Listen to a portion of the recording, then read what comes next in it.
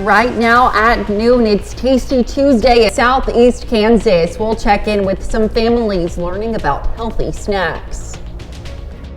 We had some thunderstorms early this morning, clearing out, more clouds on the way and more rain on the way. The latest on that coming up. And after buying her studio as a teenager, a dance teacher in Iola now reflects on her decade-long career. The 4 states' most watched news starts now.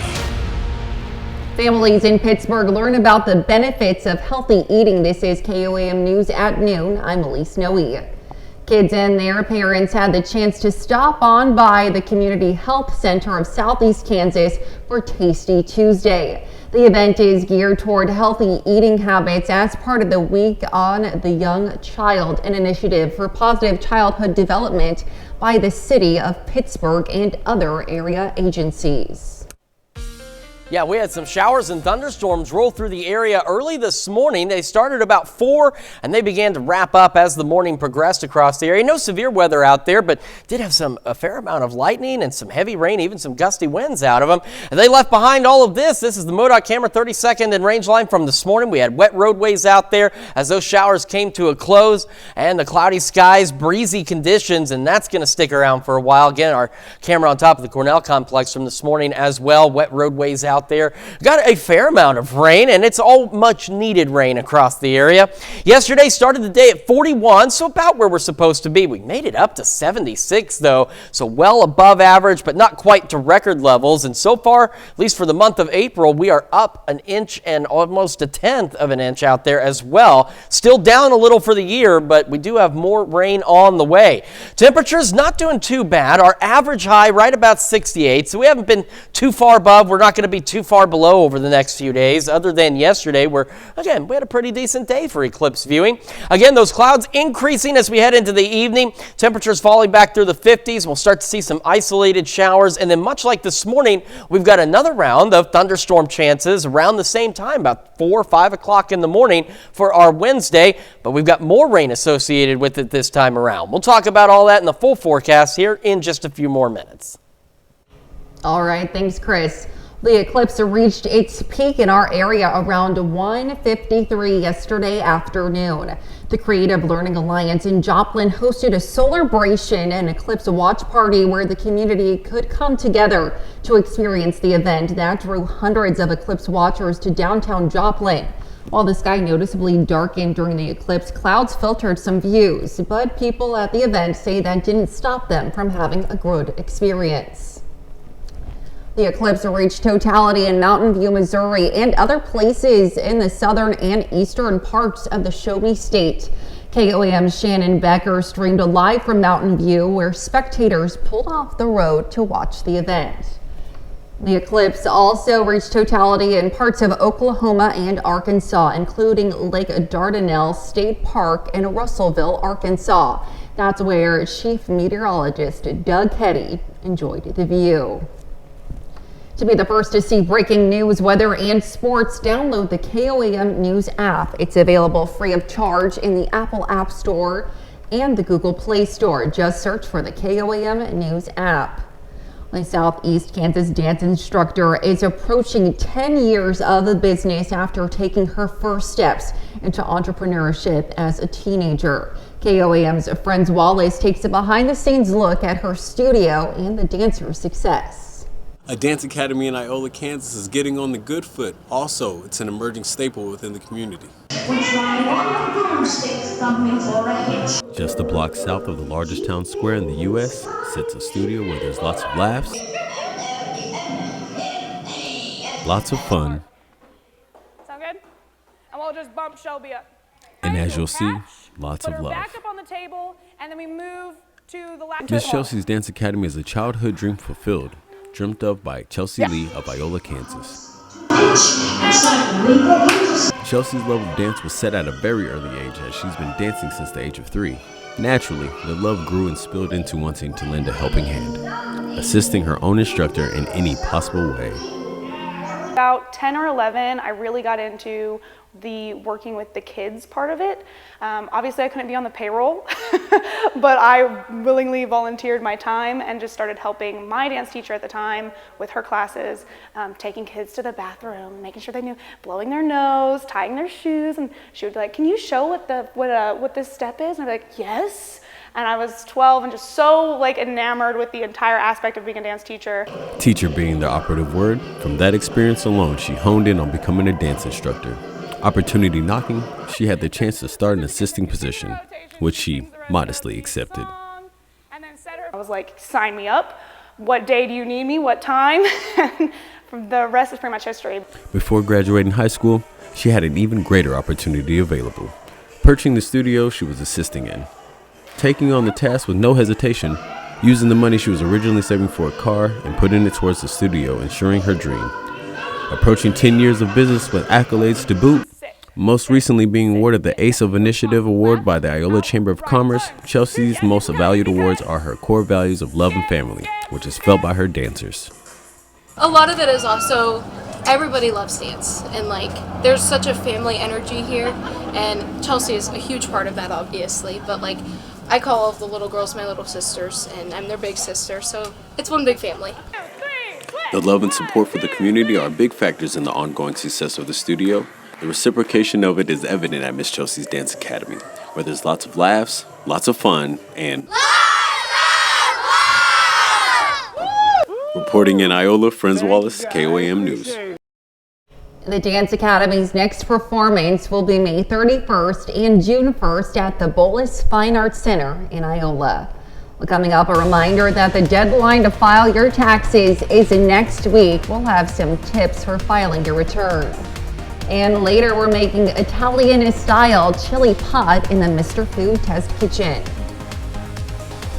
Well, tax day is a week away, and if you haven't filed your 2023 taxes yet, time is running out. Jen Sullivan breaks down what those last-minute filers need to file on time to avoid any penalties. Time is running out to file your 2023 taxes. The deadline is Monday, April 15th. Everyone's taxes look different, but the most common documents you'll likely need to file are a W-2. That's your official wage and tax statement, which you should have received from your employer. A 1099, which are given by independent contractors to people like business owners, or if you've earned any interest from stocks or investments and or received any dividends. And a 1098 form, if you have a mortgage or student loan interest. The IRS offers tools to help you navigate through the filing process, and tax software like TurboTax and H&R Block can help you as well. It's going to guide you through and make those calculations. While it seems like a lengthy process, it can help deliver you a nice return this year. According to the IRS, the average direct deposit return is $3,209. The fastest way to get your refund is to electronically file and to receive that refund through a direct deposit. Experts also say the worst thing you could do is not file at all. One of those mistakes that we see people make is they just get scared. And so then they put it aside and they say, "No, I don't want to deal with it at all," which is about the worst thing you could do. And if you really need more time, anyone can file for an extension, but you must do that by April 15th. That will give you until October 15th to file. For Consumer Watch, I'm Jen Sullivan. President Biden unveiled a new plan to wipe away thousands of dollars in student loan debt for millions of Americans. Those eligible for the plan include borrowers who owe more than their original loan amount and people who took out undergraduate loans 20 or more years ago or began graduate loan repayments 25 or more years ago. Well, this morning, abortion is back front and center in the 2024 presidential race after former President Donald Trump yesterday declined to throw his support behind a national abortion ban. Instead, he said the contentious issue should be left up to the states. CBS News' Jared Hill has more from New York. This morning, former President Donald Trump is facing backlash from his base with his latest stance on abortion. Instead of supporting a federal ban, punting to the states. At the end of the day, this is all about the will of the people. Trump, though, still boasting for appointing the Supreme Court justices who helped overturn the federal right to an abortion. I was proudly the person responsible. Staunch Trump allies, South Carolina Senator Lindsey Graham, in a rare public rebuttal, posted he respectfully disagrees with Trump's take, again pushing for a federal 15-week ban. The former president fired back, writing Graham is, quote, doing a great disservice to the Republican Party. I was surprised. Marjorie Dannenfelser of Susan B. Anthony Pro-Life America says she's disappointed by the former president's decision not to endorse a national ban. But after a phone call with Trump yesterday, she believes that he could change his mind. I actually do think that he will get there. President Biden and Vice President Harris made similar arguments yesterday. If MAGA Republicans put a federal ban on his desk, he'd sign it. They vowed to restore federal abortion rights. It's okay. And just hours after Trump's announcement, the Biden campaign released a new ad featuring a Texas woman who was denied abortion services following a miscarriage, saying a resulting infection may prevent her from getting pregnant again. Jared Hill, CBS News. Still to come on KOAM News at noon, Mr. Food. Whether you serve it over pasta or out of a crock, today's recipe is always welcome. And it'll make your taste buds very happy, too. And we are keeping an eye on some additional showers and thunderstorms overnight tonight into our Wednesday. We'll have the latest on that in the forecast right after this. Welcome back to the KOAM News at noon. So we had those morning showers and thunderstorms out there. And again, no severe weather this morning, but some of them put out a fair amount of lightning, some gusty winds, and a decent amount of rain for at least some of us. And that's going to be the case again as we head into our Wednesday as well with a low pressure system that's going to rotate through here. Let's take a quick look outside from this morning.